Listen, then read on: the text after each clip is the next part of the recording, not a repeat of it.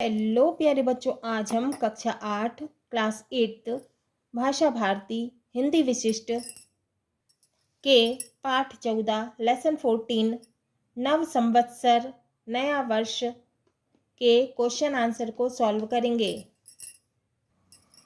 अभ्यास बोध प्रश्न। प्रश्न 1, निम्नलिखित शब्दों के अर्थ शब्दकोश से खोजकर लिखिए।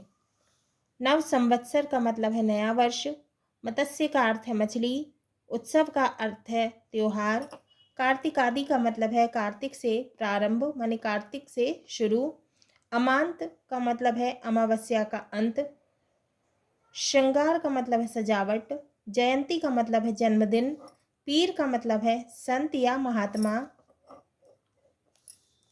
षष्ठी का मतलब है रचना, वध का मतलब है मारना, चैत्रादि का मतलब है चैत्र से प्रारंभ माने चैत्र से शुरू, पूर्णिमांत का मतलब है पूर्णिमा का अंत, ऋतु का मतलब है मौसम, संवर्धन का मतलब है बढ़ना, आताताई का मतलब है अत्याचारी। प्रश्न 2, निम्नलिखित प्रश्नों के उत्तर संक्षेप में लिखिए। का नव संवत्सर से क्या तात्पर्य है? उत्तर, नव संवत्सर का तात्पर्य नव वर्ष से है, मतलब नया साल है ना, न्यू ईयर है ना। खा गुड़ी पड़वा नाम का क्या अर्थ है? उत्तर, गुड़ी पड़वा का अर्थ है ध्वज या झंडी और पड़वा को प्रतिपदा कहते हैं। गुड़ी का क्या अर्थ है? गुड़ी का अर्थ है ध्वज या झंडी और पड़वा को प्रतिपदा कहते हैं। गा विक्रम संवत किसने प्रारंभ किया? गा का उत्तर है विक्रम संवत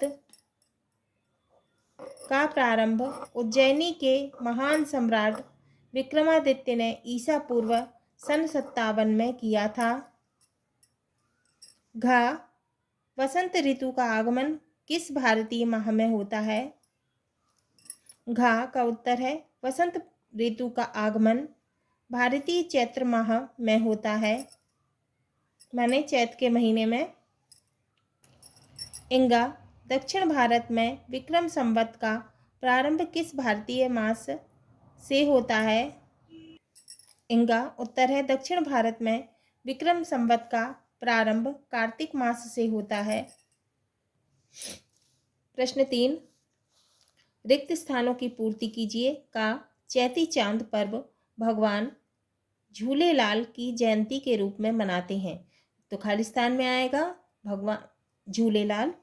ख प्रत्येक 4 वर्ष बाद अतिरिक्त माह को अधिक मास कहते हैं, चांद वर्ष है ना, तो इसमें रिक्त स्थान में आएगा अधिक मास। ग नवरात्रि वासंतीय चैत्र माह में तथा नवरात्रि शारदीय अश्विनी माह में आती है, तो क्या आएगा रिक्त स्थान में? चैत्र और अश्विन।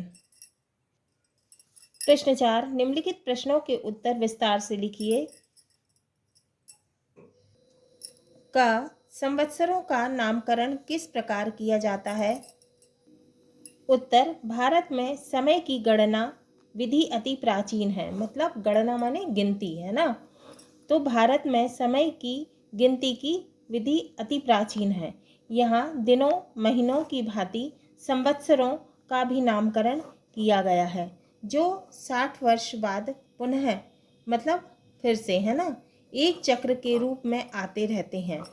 विक्रम संवत 2063 का नाम विकारी नाम संवत्सर है। इसके पहले के 2 संवत्सरों के नाम हेमलंब नाम और विलंब नाम संवत्सर कहते हैं। ख भगवान झूलेलाल की पूजा क्यों की जाती है? उत्तर, भगवान झूलेलाल का जन्म विक्रम संवत 1007 को सिंध प्रांत, जो आजकल पाकिस्तान का अंग है, में नसीरपुर नामक स्थान पर भाई रतन राय के घर में हुआ था। भगवान झूलेलाल सांप्रदायिक सद्भाव और एकता के प्रतीक हैं, इसीलिए हमारे सिंधी भाई उनकी जयंती को बड़े धूमधाम से मनाते हैं और पूजा अर्चना करते हैं। गा, सौर वर्ष और चंद्र वर्ष में क्या अंतर है? उत्तर, पृथ्वी सूर्य की परिक्रमा लगभग 365 दिन में करती है। कितने दिनों में करती है पृथ्वी जो है सूर्य की परिक्रमा कितने दिनों में करती है? 365 दिनों में।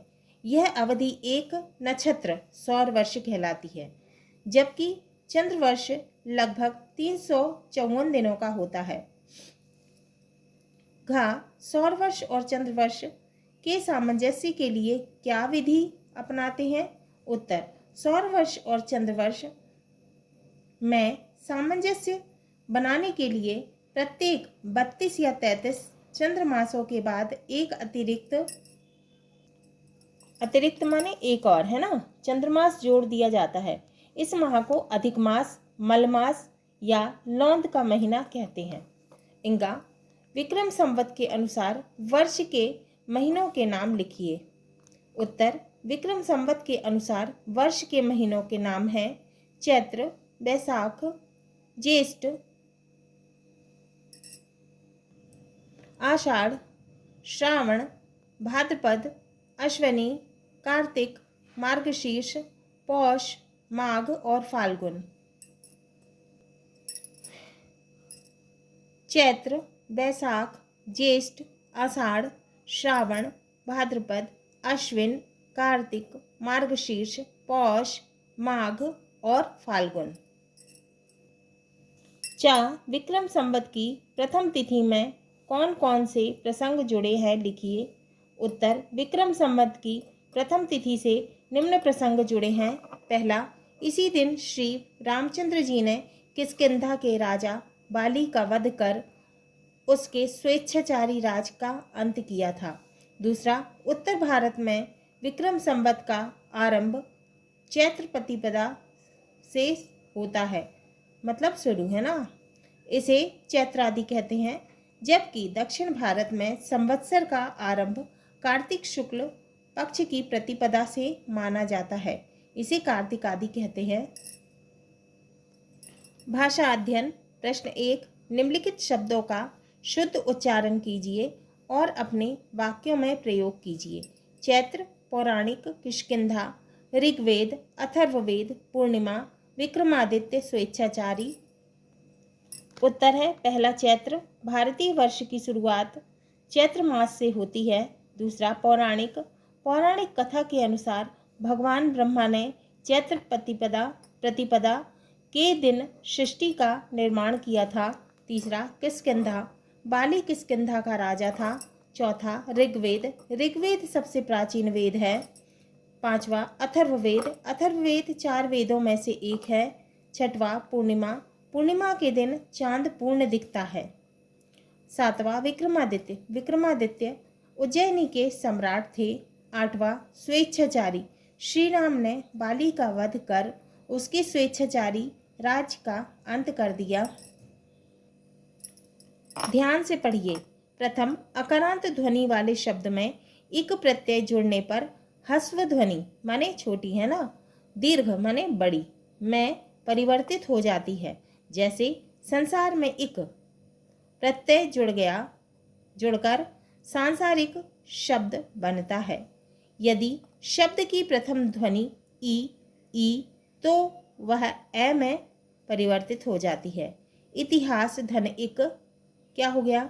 ऐतिहासिक। इतिहास में इक जोड़ दिया, क्या हो गया? ऐतिहासिक। शब्द की प्रथम ध्वनि ऊ हो तो औ में परिवर्तित हो जाती है। तो प्रथम ध्वनि क्या हो? ऊ या ऊ हो तो क्या हो जाएगा? औ। जैसे पुराण धन इक पौराणिक। अब समझिए, शब्द दिए हैं, एक प्रत्यय है, परिवर्तन है और परिवर्तित शब्द है। शब्द है संसार और एक प्रत्यय लगा है सांसारिक। क्या हो गया? सांसारिक, है ना। इतिहास, शब्द है इतिहास में एक प्रत्यय जोड़ दिया ई, है ना, क्या हो गया? परिवर्तन ई ऐतिहासिक। पुराण, शब्द है पुराण, इक प्रत्यय उ औ। पुराण धन इक, क्या हो गया? पौराणिक। भूगोल शब्द क्या है? भूगोल में इक जोड़ दिया, भौगोलिक, क्या हो गया? भौगोलिक। उ औ, भौगोलिक। प्रश्न 2, निम्नलिखित शब्दों में इक प्रत्यय का प्रयोग करके नए शब्द बनाइए। अब हमें इक का प्रयोग करके, इक प्रत्यय का प्रयोग करके हमें नए शब्द बनाना है। प्रसंग में इक जोड़ दिया है ना, इक जोड़ दिया, क्या हो गया? प्रासंगिक। समाज में इक जोड़ दिया, क्या हो गया? सामाजिक। परिवार में इक जोड़ दिया, क्या हो गया? पारिवारिक। नीति में इक जोड़ दिया, नैतिक, है ना। साहित्य में इक जोड़ दिया, साहित्यिक। मूल में इक जोड़ दिया, क्या हो गया? मौलिक। प्रश्न 3, निम्नलिखित शब्दों की संधि विच्छेद कीजिए। स्वेच्छाचारी, विक्रमादित्य, सूर्योदय, पुस्तकालय, नरेंद्र, निरोग, निष्कपट, प्रातःकाल। निम्नलिखित शब्दों की संधि विच्छेद कीजिए। तो हमें इनके संधि विच्छेद करना है। अब संधि क्या है? दो वर्णों के मेल से जो परिवर्तन या विकार उत्पन्न होता है उसे संधि कहते हैं। मतलब दो वर्णों को मिलाने से जो परिवर्तन या बदलाव होता है उसे क्या कहते हैं? संधि कहते हैं।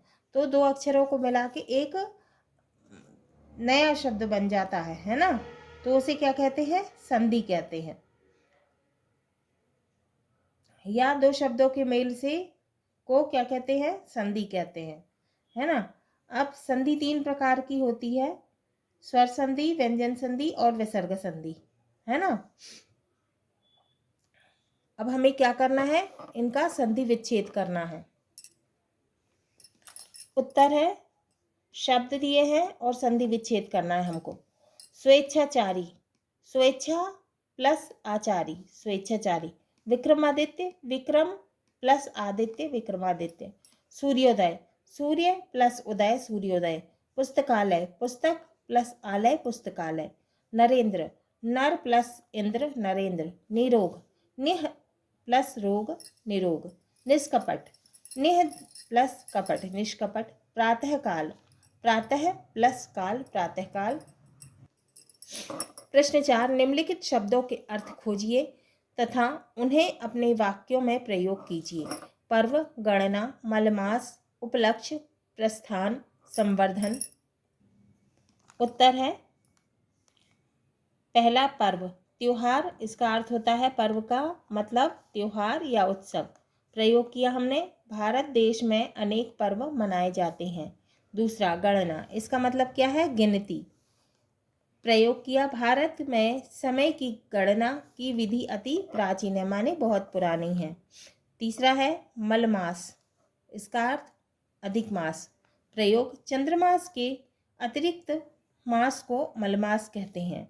चौथा, उपलक्ष्य, इसका अर्थ है अवसर। प्रयोग, दीपावली पर्व के उपलक्ष्य में हम सभी मिठाई बांटते हैं व पटाखे फोड़ते हैं। पांचवा, प्रस्थान, इसका मतलब है रवाना होना। प्रयोग है, हम कल घर को प्रस्थान करेंगे। छठवा है संवर्धन, इसका मतलब है विकास। प्रयोग है, जीवन के संवर्धन में परिश्रम आवश्यक है। प्रश्न 5, निम्नलिखित शब्दों को वर्ण क्रम के अनुसार लिखिए। हमें वर्ण क्रम के अनुसार लिखना है, जैसे आ ई उ ऊ री, है ना, ए आई ओ औ अम आ, ऐसे जो है क्रम से लिखना है। अब दिया है शेखर, नव, पता, अखिल, चैत्र, उपयोग, ग्रंथों, ऋग्वेद, संवत, विक्रम, बाद, रोचक, दक्षिण और 13 माह, कहाँ, आगमन। अब हमको सही क्रम लिखना है। सही क्रम लिखा हमने, अखिल, आगमन, है ना, आगमन, उपयोग और ऋग्वेद, कहाँ, ग्रंथों, चैत्र, 13, दक्षिण, नवतपा, बाद, माह, रोचक, विक्रम, शेखर और संवत। प्रश्न 6, नीचे लिखे वाक्यों में विशेषण और विशेष्य छांटकर तालिका में लिखिए। विशेषण क्या है? जो संज्ञा और सर्वनाम की विशेषता बताते हैं, क्या होते हैं, विशेषण कहलाते हैं, है ना। तो नीचे लिखे वाक्यों में विशेषण और विशेष्य छांटकर तालिका में लिखिए। का नववर्ष बीते तो कितने दिन हो गए। तालिका विशेषण विशेष, तो विशेषण में क्या है, कितने, और विशेष्य नववर्ष। खा प्राचीन ग्रंथों से भी संवत्सर का एक कालक्रम के रूप में उल्लेख है। तो इसमें विशेषण क्या है, कालक्रम, एक कालचक्र। विशेषण क्या है, कालचक्र, और विशेष्य क्या है, संवत्सर। गा प्रत्येक माह के 2 पक्ष होते हैं। तो इसमें विशेषण क्या है, प्रत्येक, और विशेष्य क्या है, माह। इंगा यह तो तुमने बड़ी रोचक बात बताई। अब इसमें घा यह तो तुमने बड़ी रोचक बात बताई। इसमें विशेषण क्या है, तुमने, और विशेष्य क्या है, रोचक बात। तो हमने ये तालिका बना ली। अब का क्या आएगा, विशेषण कितने, और विशेष्य क्या है, नववर्ष। खा कालचक्र, और विशेषण क्या हो गया, कालचक्र, और विशेष्य क्या हो गया, संवत्सर। गा विशेषण है प्रत्येक, और विशेष्य क्या है, माह। घा विशेषण है तुमने, और विशेष्य है रोचक बात। योग्यता विस्तार। प्रश्न, भारत में प्रचलित संवत सन आदि की सूची बनाइए। उत्तर, पहला है विक्रम संवत, दूसरा है ईसवी सन संवत या सन, तीसरा है शक संवत, चौथा हिजरी संवत, पांचवा शालीवाहन संवत, छठवां कली संवत। प्रश्न, नव संवत्सर के अवसर को आप अपने घरों में किस तरह मनाते हैं। उत्तर, नव संवत्सर के दिन हम एक दूसरों से मिलकर उन्हें नव वर्ष की शुभकामनाएं देते हैं व खुशियां मनाते हैं। इन्हें भी जानिए। संवत हमारे देश में विक्रम संवत के अतिरिक्त अन्य कई संवत भी प्रचलित हैं। ईसवी संवत या सन, यह संवत ईसाई धर्म के पैगंबर संत ईसा मसीह के जन्मदिन से आरंभ होता है। इसके पहले के समय को ईसा पूर्व कहा जाता है। शक संवत, यह राष्ट्रीय संवत है जो विक्रम संवत के 135 वर्ष बाद शक क्षत्रप राजा चट्टन ने उज्जैनी पर शकों के पुनः फिर से अधिकार होने पर चलाया था। हिजरी संवत, यह इस्लाम धर्म के पैगंबर हजरत मोहम्मद साहब के मक्का से हिजरत प्रस्थान करने की घटना के दिन से प्रारंभ हुआ था। शालीवाहन संवत, यह महाराज शालीवाहन द्वारा प्रचलित संवत है। यह भी गुड़ी पड़वा के दिन से प्रारंभ होता है। कली संवत, इसका प्रारंभ कलयुग के प्रथम दिन से माना जाता है। कलयुग का प्रारंभ भगवान श्री कृष्ण के अवसान के उपरांत हुआ था। इसके अतिरिक्त देश में बंगला संवत भी प्रचलित है। महत्वपूर्ण व्याख्या। गुड़ी का अर्थ है ध्वज या झंडी, और पड़वा कहते हैं प्रतिपदा को। लोक परंपरा के अनुसार माना जाता है कि इसी दिन श्री रामचंद्र जी ने किष्किंधा के राजा बाली का वध कर उसके स्वेच्छाचारी राज का अंत किया था। बाली वध के पश्चात वहां की प्रजा ने पताकाएं, जिन्हें महाराष्ट्र में गुड़ी कहते हैं, फहराकर उत्सव मनाया था। संदर्भ है प्रस्तुत गद्यांश पाठ्य पुस्तक के नव संवत्सर नामक शीर्षक से लिया गया है। प्रसंग, इस अंश में गुड़ी पड़वा का अर्थ और उसका महत्व बताया गया है। व्याख्या, इस गद्यांश में बताया गया है गुड़ी एक मराठी शब्द है जिसका अर्थ ध्वज या झंडी है। पड़वा का अर्थ प्रतिपदा है, अर्थात पुरानी लोक परंपराओं के अनुसार यह माना जाता है कि इसी दिन भगवान श्री रामचंद्र ने किष्किंधा के राजा बाली का वध किया था। इस कारण खुश होकर वहीं की प्रजा ने पताकाएं फहराई, जिसे भारत में गुड़ी पड़वा कहते हैं और उत्सव मनाया जाता है। सही विकल्प पहला, डैश प्रतिपदा से नव संवत्सर प्रारंभ होता है। उत्तर है चैत्र शुक्ल। दूसरा है गुड़ी का अर्थ है, उत्तर है ध्वज। तीसरा, गुड़ी किस भाषा का शब्द है? उत्तर मराठी। चौथा, भगवान झूलेलाल का जन्म डैश प्रांत में हुआ था? उत्तर है सिंध। हाँ तो प्यारे बच्चों, ये हमारा पाठ 14 लेसन 14 नव संवत्सर नया वर्ष के प्रश्न उत्तर क्वेश्चन आंसर पूरे हुए।